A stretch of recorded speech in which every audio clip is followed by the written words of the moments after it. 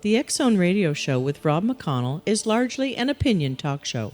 All opinions, comments, or statements of fact expressed by Rob McConnell's guests are strictly their own and are not to be construed as those of the X Zone Radio Show or endorsed in any manner by Rob McConnell, REL-MAR McConnell Media Company, the X Zone Broadcast Network, its affiliated networks, stations, employees, or advertisers.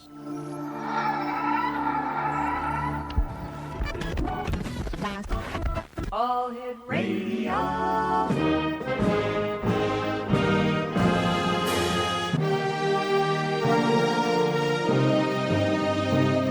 Welcome to the X Zone, a place where fact is fiction and fiction is reality. Now, here's your host, Rob McConnell.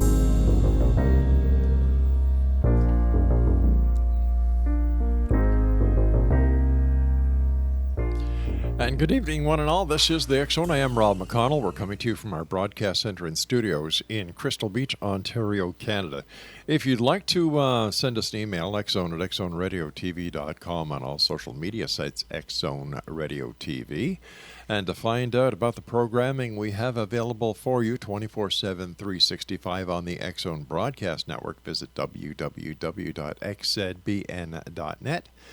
And for the X Zone TV channel on Simul TV, visit the brand new website for Simul TV at www.simultv.com.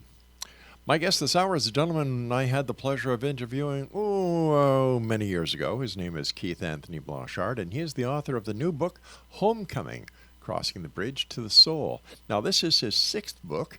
It's coming out on July 31st of this year.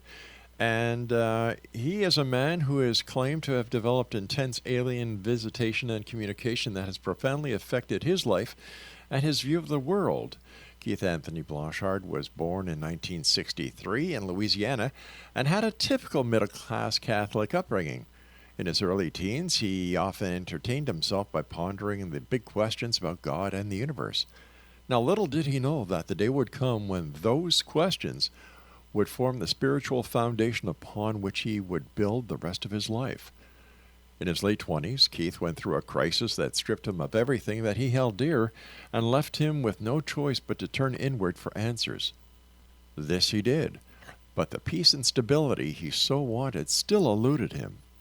When he was 32, celestial beings began to appear to him, sharing glimpses of the future and the worlds.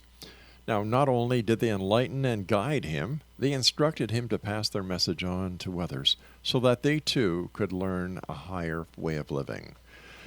Now 50 and living in a peaceful, stable life, Keith continues to pursue his passion to both learn and teach about the truth. His credo is very simple and yet very profound. Why choose to believe when you can know? His website, keithanthonyblanchard.com. Joining me now from the beautiful state of Tennessee is Keith Anthony Blanchard. And Keith, welcome back to the X Zone after all of these years. Wow. Wow. Thank you, Rob, for having me. Listening to you read that bio, I don't know that guy anymore.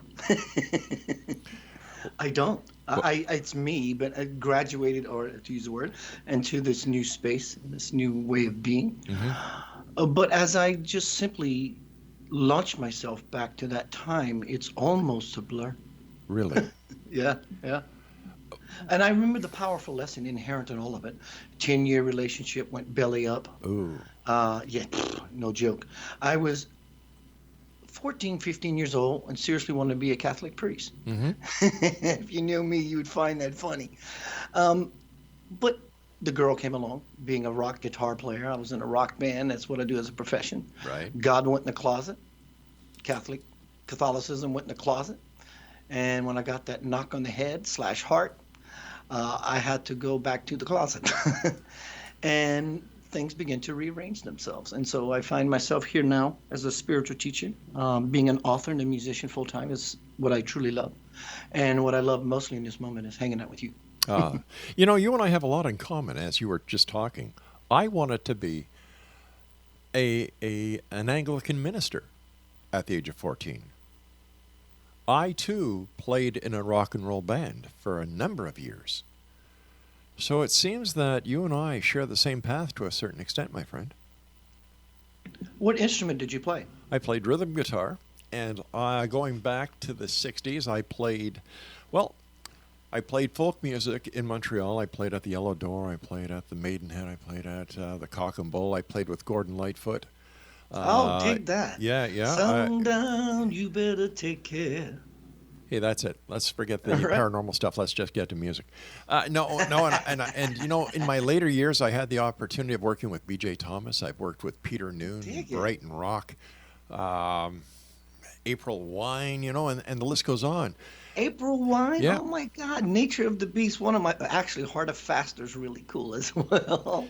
And it was pretty funny when I was at CKTB in St. Catharines. I was covering one of the events, and I ended up working with Blue Rodeo, and ran into Kim Mitchell. So it seems that music has always been a part of my life. And the very first rock band I played in was the Cell Beat, and that was one of the very first Beatle clone bands in Quebec. Dig that. Yeah. I still have my Vox amplifier. Do you still play? Very little. I don't have time anymore. Mm. But, I still have my Jet Glow Rickenbacker 64 Special Edition. Oh, now you need to quit it. Wow. Music, Wow. it seems that music is a great part of people who are touched in the way that you have been touched and the way that I have been touched. It seems that music is the conduit. Because we can't do it. That's right. Music is the language. It's the language of everything. So I have lots of little trinkets to exemplify points, which one is... And in this corner, weighing 265 pounds from the state of Tennessee, is Keith Anthony Blanchard. And so as this bell was rung, Uh-huh. there's something that happens in that, Rob, for me. The music is more of the empty space than it is the actual music. Without empty space, things become a very long drone. And there's a there is a Chinese proverb that says, it's the empty space between the bars that holds the tiger.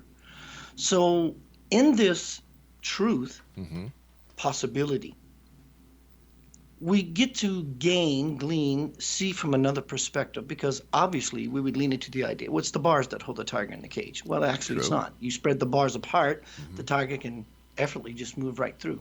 But in that bell I rang, and my apologies if it was so loud on you, That's okay. when we follow such a sound current, musicians, artists, whatever it is you do that is of a creative nature, where do these people, what about this 15-year-old girl when she was 10 years old? She's painting these pictures of the Christ. Oh my God.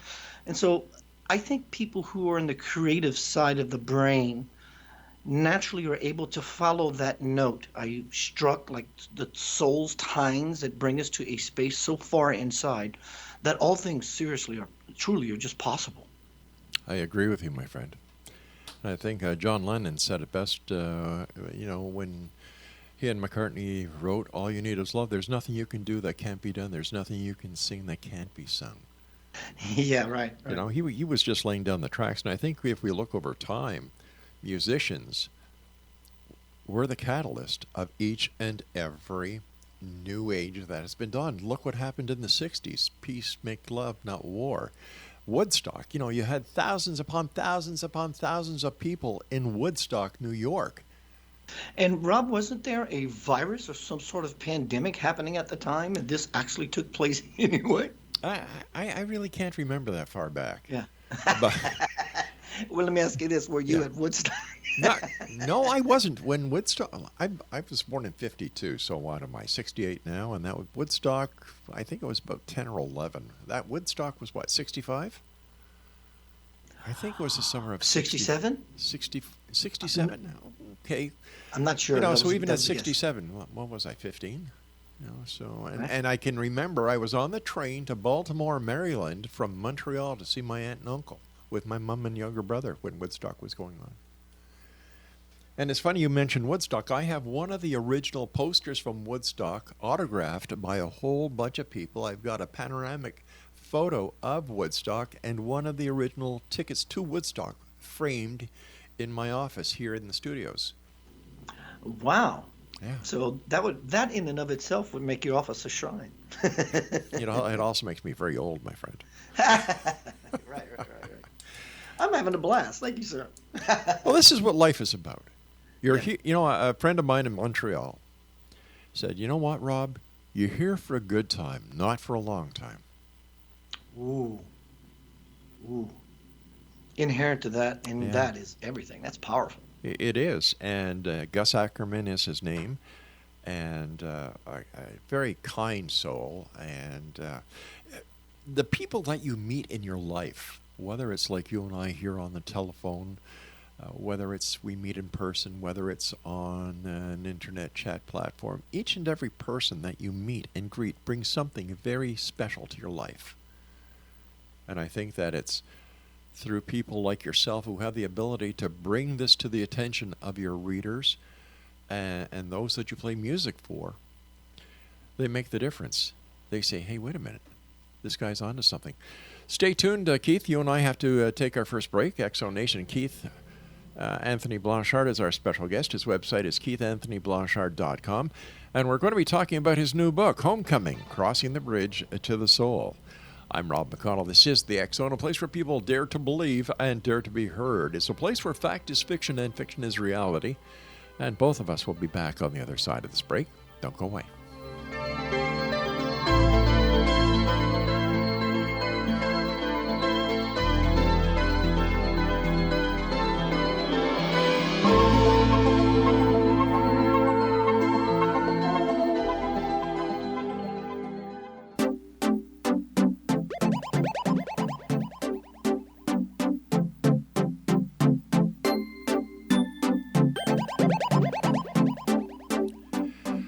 Welcome back, everyone. This is the X Zone. I am Rob McConnell. If you'd like to find out more about the X Zone Broadcast Network and the shows that we have available for you 24/7, 365, visit www.xzbn.net. Keith Anthony Blanchard is my special guest this hour. His website is keithanthonyblanchard.com. Listen, let me ask you, when or what do you attribute your contact with ETs? Was there something that happened in your life that may have opened up the direct line of communication from yourself to them, inviting them in? Or how do you think this worked? I think for me, it was a contract. At least, the whole experience for me was a contract. Right. But the first part of my life, I was 8 years old, 9 years old, raised Catholic, believing in all the boogeymen, whatever could be lurking in the dark backyard. No child wants to be out at 2:30 or 3 in the morning, especially coupled with the fear of big dogs. And they move freely in my neighborhood, let me tell you. But I would often, Rob, find myself in the backyard, coming to a state of awareness, looking up at the sky. Now, the first experience that happened, I will say now, I was never taken beyond my will. I was never violent. I never came to a state of consciousness feeling raped, invaded, violent, none of that. There was some dumbfoundedness. But the first night, thank God it was, from what I remember, a moonlit night, starry night. There was some sort of light, so I can look around the house to find something to be tall enough to put myself back into my bedroom. So I found this cinder block and I propped it against the wall to lunge myself through my window. And this would occur often. There was nothing, it was all random. It wouldn't happen in particular sequence. Well, I go through the early phases of my life in adolescence, playing guitar, wanting to become a Catholic priest. And that all went to the closet, met the girl, wanted to be the rock star. Got the girl, was a rock star, and when that all went belly up, I had nothing. She was my love, she was my sex, she was my intimacy, she was my food, my shelter, my transportation. I'm an aspiring musician, so I'm basically taking what's coming my way. That all went away, and so I went back to the closet, and I pulled out an old ancient memory, which is my connection to that, which is beyond anything any of us can understand in our current frame of reference. But I think my earlier experiences Oh, we shoot through to when I was about the age of 33. I'm watching the Discovery program channel, a program about aliens, and it all came flooding back. The who's, the when, the whys, and the wheres. I believe this early contact in my life was a contractual agreement, lovingly, thank God, um, that they came to me, still do, but at the earlier phase of my life was to manipulate my energetic system, not only necessarily to impregnate me with thoughts that would, and with these packets of light and information that later in my life, possibly 33 when I saw that Discovery Channel program, but to manipulate my energetic system, to have me come into a state of some sort of balance to be able to do the work that I'm doing now via 30 years of my life compressed into this book, Homecoming, Crossing the Bridge to the Soul, which is soon to be released. Describe the aliens, if you could, for us. Every shape, size, guys. Mostly my time with what I call others. They're aboard these craft. I'm no joke, is children. There are the elders or the wise ones, but it's predominantly children. There's enough, quote, as we'd call them, adults to handle handle whatever word you choose, to maintain balance aboard these craft. But it's most of the occupants are children, as if it's the children that it's all about. Now, what these beings look like, the further you get into the universe, not solar system and galaxy, the further you get from what we know as local space, the more stranger these beings will look in as far as appearance. Of course, the people who live in your country look like you, and the people who live in your state and so forth, your household, and as so on it goes. But they vary in appearances. But the ones that I've been fortunate to be in space with, always have a humanoid quality. They are bipedal, and some have 6 digits on hands and foot. But what happens when you aboard these craft? The first thing that happens is, oh my gosh, I'm in a spaceship, or I'm in another place, and there are others. That's why I call them others. And so the first thing that begins to happen is, oh wow, that is someone that doesn't look like me. That's someone that sort of looks like me, but not is of my kind. But after moments of being in this, pun intended, no pun intended, space with these others, all that begins to disappear because there's a language. Here we go back to the music again. There's a language that is spoken that can be heard only by those who choose to listen. And the language it's the nature of those very children. The curiosity, the wonderment, the awe, the innocence. What a powerful word that incorporates all those qualities I've named. But there is a signature of why all this is happening. It's the youthful, the innocence. And so the appearances begin to fade, and the commonality that I have with these others, though they may differ in appearance, it's beautiful to see different expressions of creator, but it's even more beautiful to see the creator in everyone as it is. So, when it comes to the ETs, the extraterrestrials, are they part of the UFO phenomenon that we know today? And if so, why don't they just make their presence known for once and for all? Fantastic question.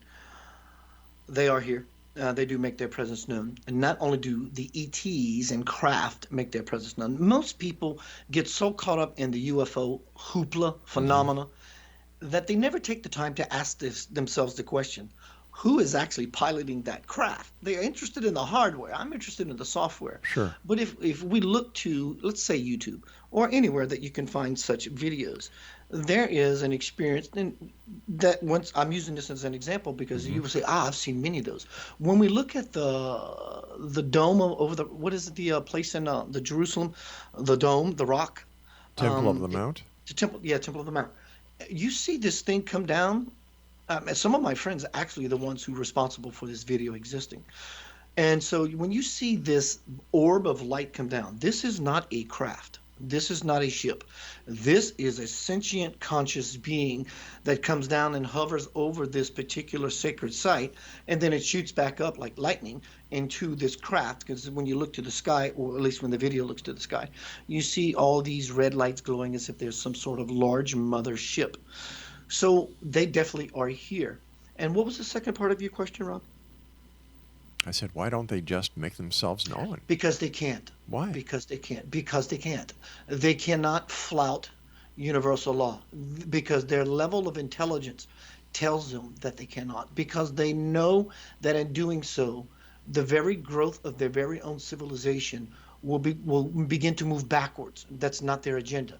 Their agenda is to contribute to the level that universal law allows, because they want every sentient conscious being in this universe, levels we think exist, levels we know exist, even for spiritualists who can operate on multidimensional levels, on levels even that we can't. Beings that want to be a part of this experience. They know that they are going to grow as we ascend to this new world, this new humanity, the golden age. And so every being in the universe can aspire to humanhood, but it is only through human birth that the absolute, the pinnacle of creation, which is the human being, can ever be realized. So they know not to monkey where they can't. Now we have these other beings, of course, however you want to paint them, bad aliens, draconians, reptilians, demons, spoken about in many scripture. And so they just can't, you can bet, well, the demons will make themselves known. That's why we know about them now, because they've impregnated, infiltrated, become a pest, so to speak, in the human mansion of everything that is meant to be. So these others are simply just waiting to get the clarion call and the go sign. Are these ETs the gods of the past? Yeah, and I think that still exists today, because everyone is looking upward. Where's God? Upward. Metaphorically upward. Everything big and monumental and powerful that happens seems to always happen upward in some way. You go to New York. New York is known for its majesty, the big apple, the Garden of Eden. And when newcomers go to New York, what do? They look upward. Well, that's because you can't see through the ground. Right. Listen, you and I have to take our news break at the bottom of the hour. And Exo Nation Keith Anthony Blanchard is our special guest this hour. We're going to be talking to Keith continuous on this line of conversation. It's about his new book entitled Homecoming, Crossing the Bridge to the Soul. Once again, his website is www.KeithAnthonyBlanchard. This is the X Zone. I am Rob McConnell. We're coming to you from our broadcast center and studios in Crystal Beach, Ontario, Canada. If you'd like to send me an email, xzone@xzoneradiotv.com. On all social media sites, Xzone Radio TV. And to find out about the programming we have available for you 24/7, 365 on the X Zone Broadcast Network, visit xzbn.net.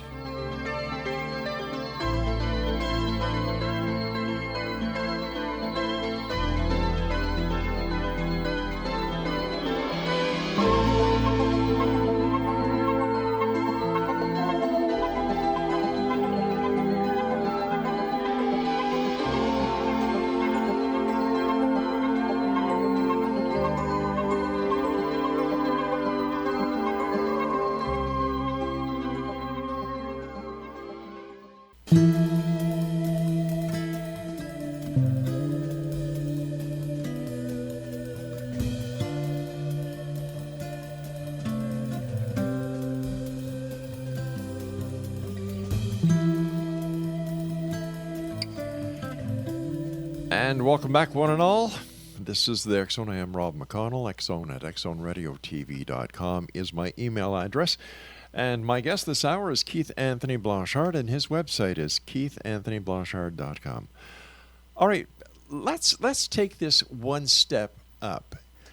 If the ETs are the gods of yesteryear that we have, in one way or another, modeled our sociological platforms and our sociological way of thinking and living.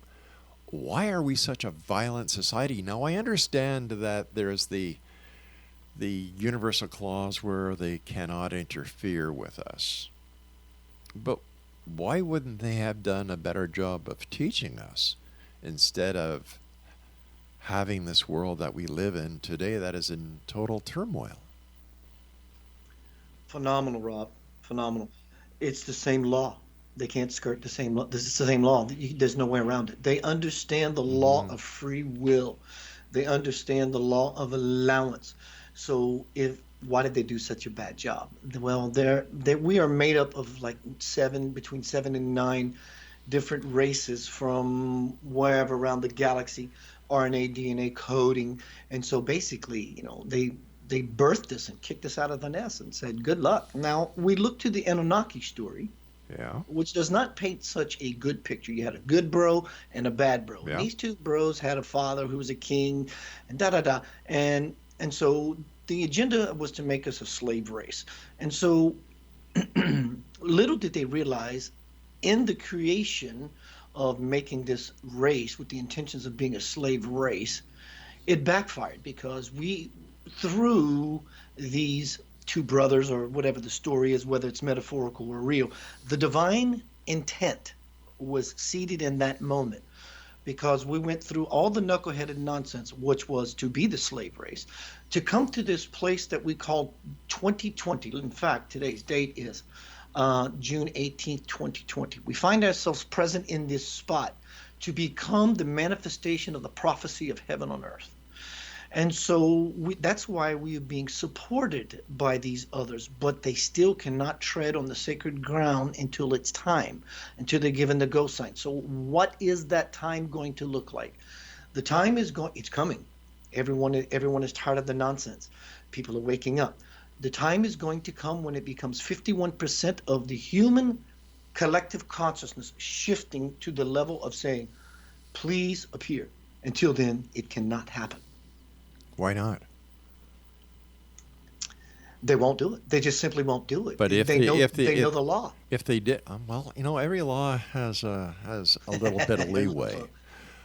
If their presence could actually change the way that we perceive ourselves and our place in this existence, this cosmos, the universe, for the better, would it be not advantageous for them to make themselves known? They are. They're doing it in ways that those who are ready are able to see. Otherwise, their entrance would serve absolutely no purpose, because too many people would be afraid, and we would never get to the 51% human consciousness shift tilt mark. So there's an order in the way things are played out. We can say, let's just give you a gun and a badge and a hat and this cool looking uniform and call you a cop. But it doesn't work that way. Everyone has to play the game accordingly so that the most influential, best possibility can be the outcome. Okay. I can buy that to a certain extent. Yeah.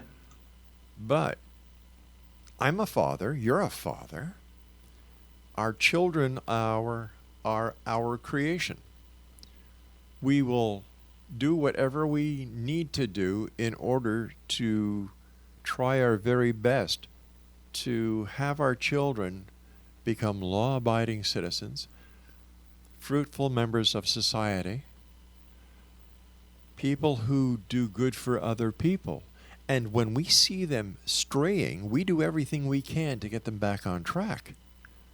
Now, if these ETs are responsible for our being here and they're watching us and they're not taking affirmative action into getting us to a better place because they're waiting for 51% of the population, in my opinion, that's not very good. It makes no sense.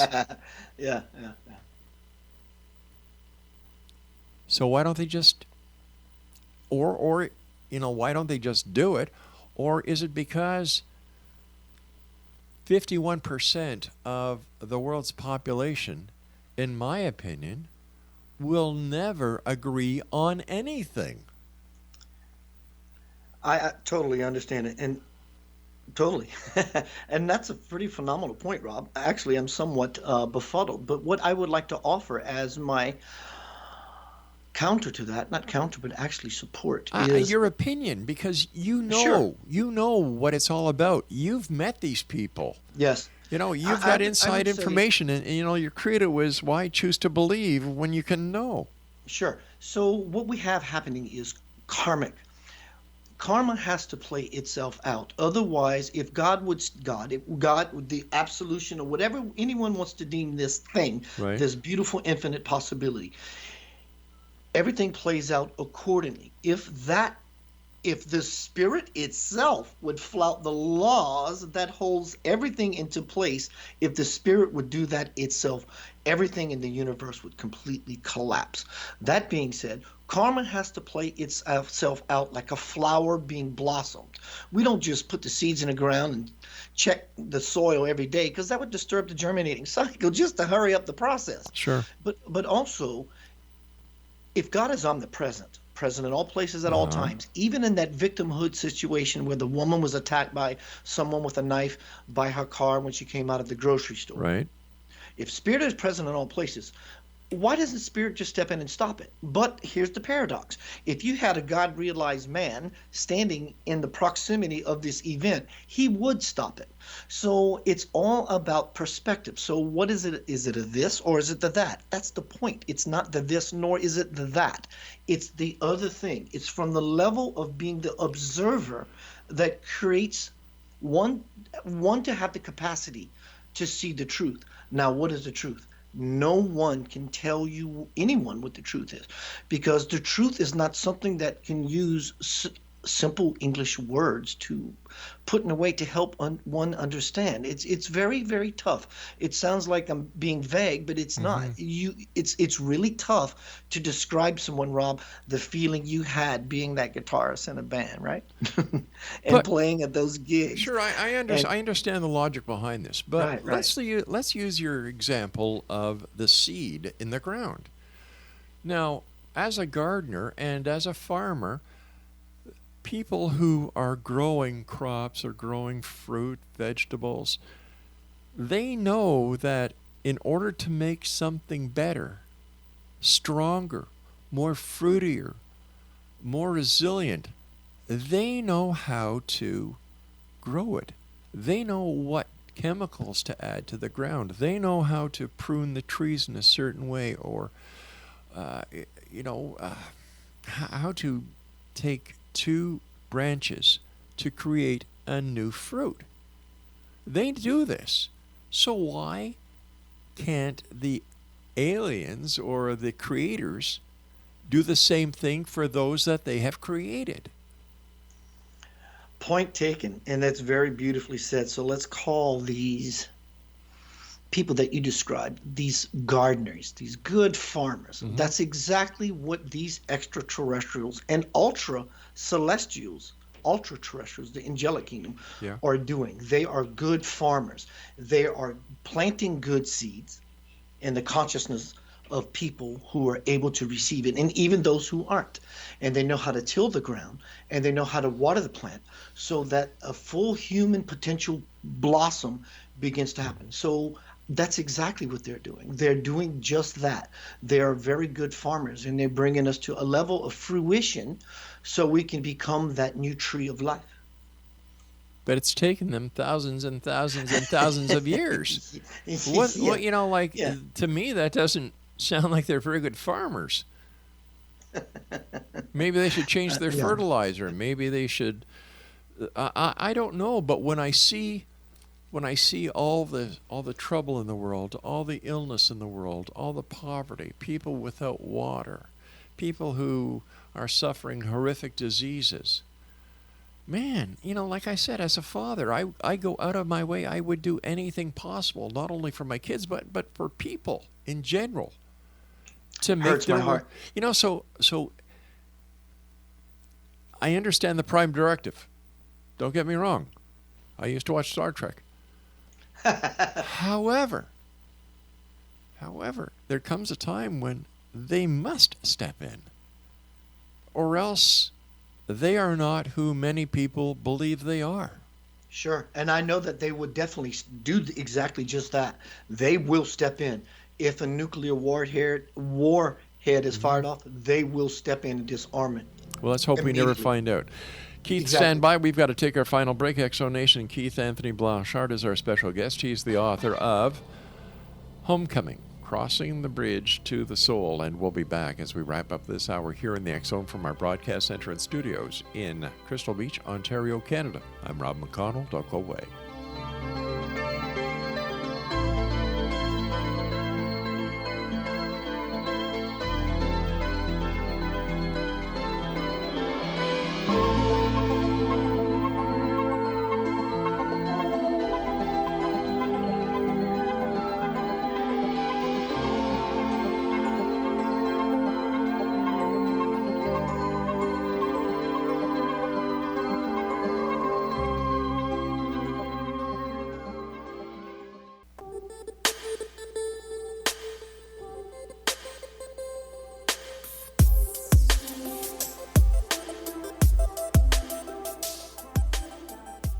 Welcome back, everyone. Keith Anthony Blanchard is our special guest. He is the author of a new book entitled Homecoming, Crossing the Bridge to the Soul.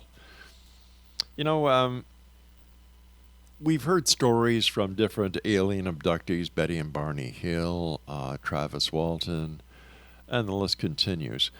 How real or how true to the methodology that you are aware of that the ETs use to abduct or make contact with people are these accounts that we keep hearing?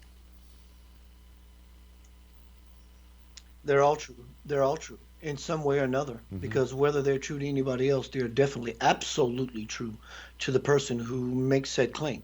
Now, let's just put aside anyone who is just jacking around. But people who are very sincere about what they say, at least they believe it themselves. Now, in and of it, that itself is a reality Right. that one is completely submersing themselves in. So if everything is possible all the time, everywhere, then this is a said reality. There are dimensional bandwidths, realities, possibilities, truths, falses, which is a truth in and of itself, that exist everywhere. So everyone is always shifting. We're shifting in fact, you just shifted just now. And by the words I use, you shifted just now because I've hyper-focused you on the fact that you're shifting. And so we're always moving through this wormhole, this cosmic infinite wormhole through space at gazillion miles an hour.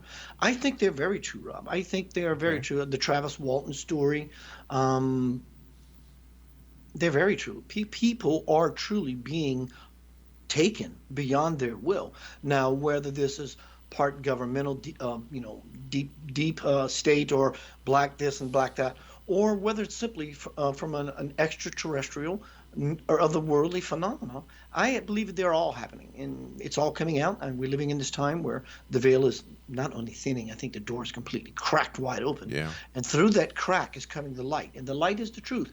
You may not like the truth. You can go tell your mom or your dad, and they may not like it, and there's nothing they can do about it either.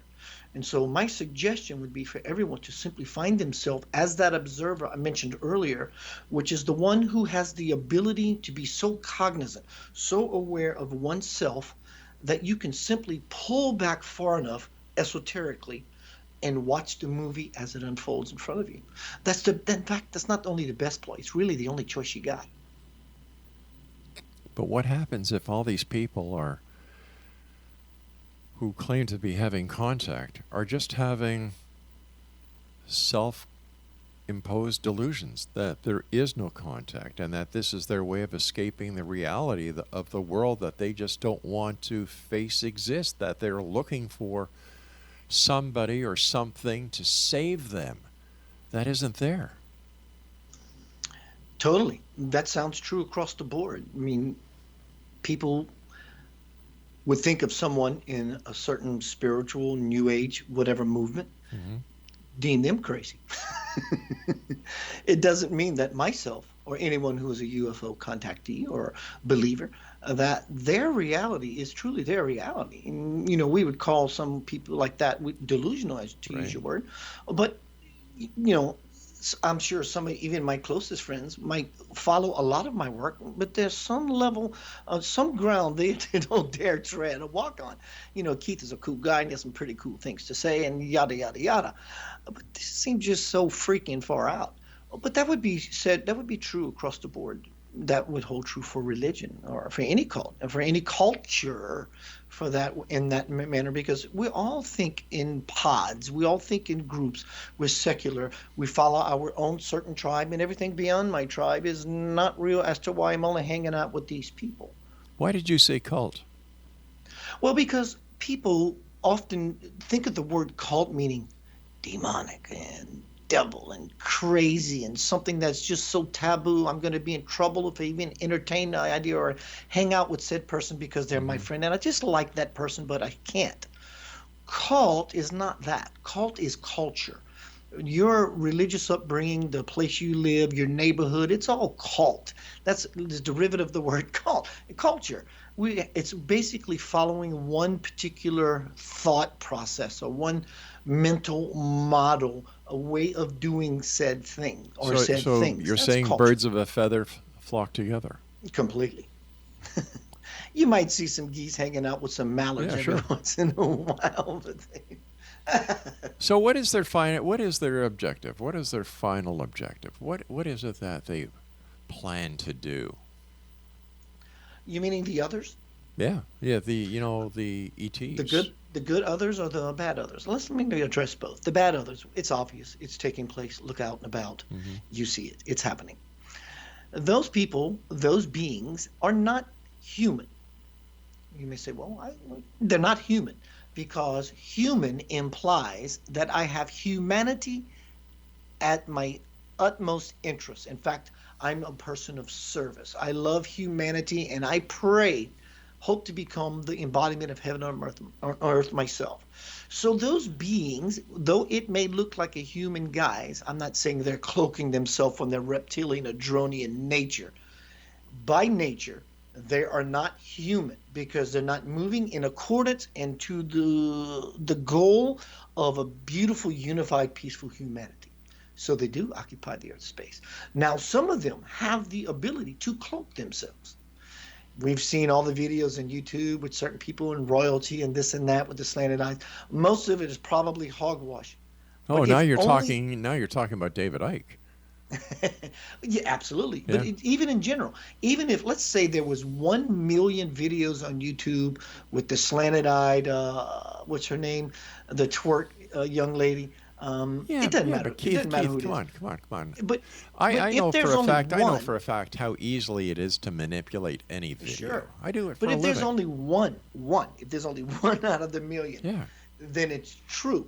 But when it comes to the higher level extraterrestrial nature, that's exactly what it is. It's higher in nature.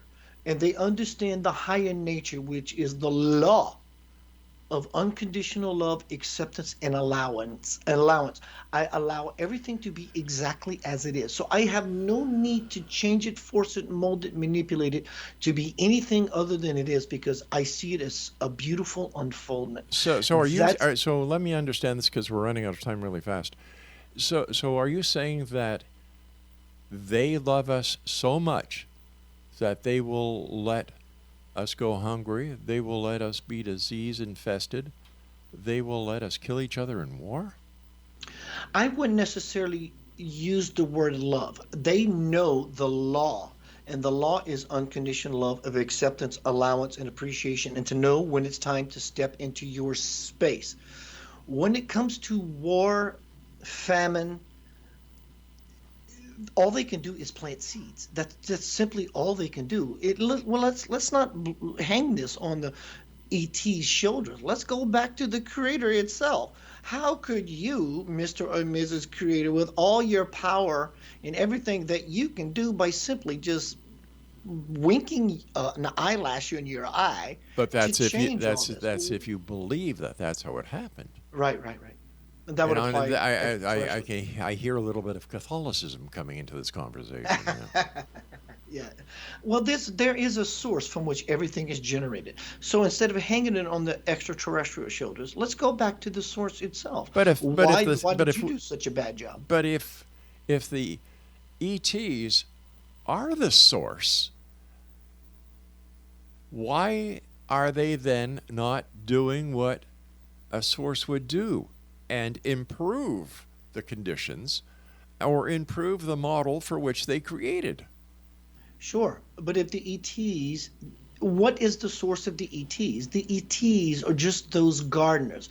In a single seed lies the potential of thousands, infinite forest. And so where do we trace this actual seed back to where? We trace it back to the tree of life itself and hang it on that branch. So these ETs learn how to understand that they're just merely a branch of the tree of life. And the tree of life, in order for it to survive, to exist for infinity, there are certain things that have to be done, and it's allowing the flower itself to naturally unfold. They don't stifle or influence themselves in such a way that bucks the cosmic current. It's just they just don't do it. They can't. In fact, they're bound to a code. They can't do it. But who are they bound to this code with? If they are the creators, the higher levels, I would say that from beyond the ETs that we would call extraterrestrials, now enter the celestials and the principalities and all the way back to the source of creation itself. So there's a law being enforced, to use a way of describing it, and followed. It can't be bucked. If you buck the current, rapids happen. What happens in the stream, any river that's moving, in the river of life, in the conscious river, the life consciousness stream, when we buck that current, trouble, turmoil, rapids begin to happen. There, I guess, like humanity, we tired of getting our butt kicked. Hey, Keith, I hate to do this, but our time has come up for tonight. I want to thank you very much for joining us. And Exonation, if you'd like to get more information about our guest this hour, www.keithanthonyblanchard.com. Now, I'll be back on the other side of this commercial break with the news at 6.5 minutes past the top of the hour as the X Zone continues with yours truly, Rob McConnell, from our broadcast center and studios in Crystal Beach, Ontario, Canada. If you'd like to send me an email, xzone@xzoneradiotv.com, on all social media sites, X Zone Radio TV. And for all the programming available on the X Zone Broadcast Network, www.xzbn.net. I'm Rob McConnell. This is the X Zone. Don't go away.